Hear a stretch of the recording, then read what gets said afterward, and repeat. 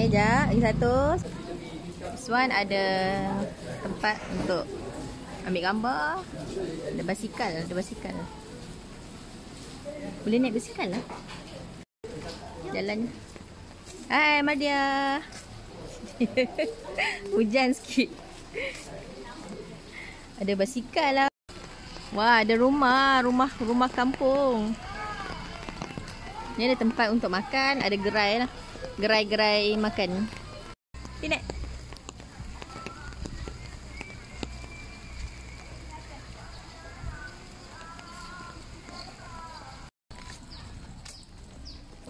Comelnya. Singki ni.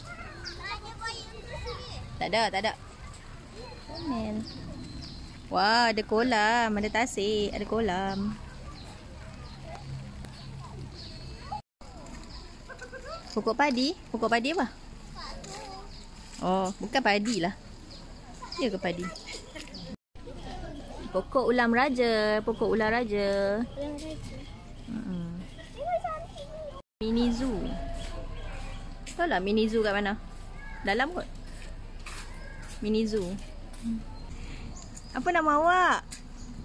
So cute. Besarnya kuda ni. Hai kuda.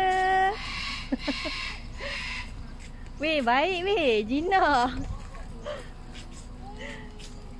Weh, jinak weh. Kali jatuh. Hai. Nama apa? Sini. Wah, dia gerakkan otot dia mah. Dah makan belum? Dah makan dah? Hai. Comelnya. What's your name?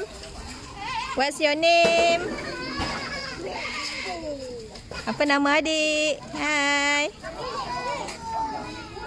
Comel lah kuda ni.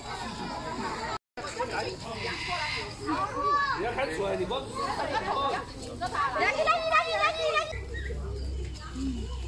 Anak dia kecil. Wih, lidah dia. Jilat tapi. Jilat tangan mama. Anak dia kecil.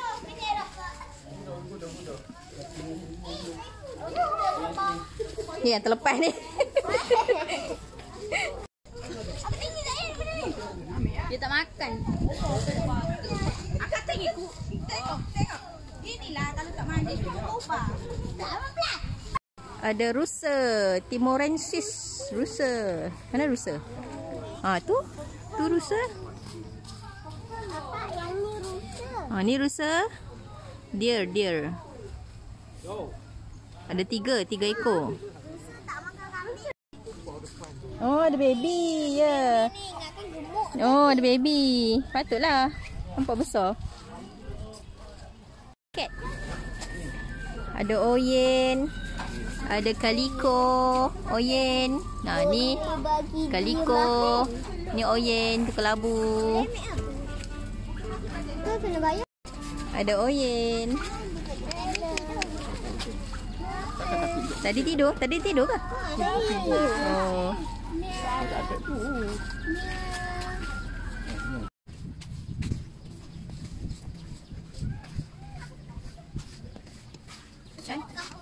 Pusing tengok satu kampung.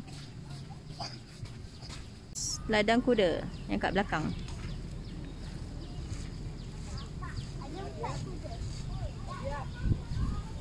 Weh, luas weh tempat dia.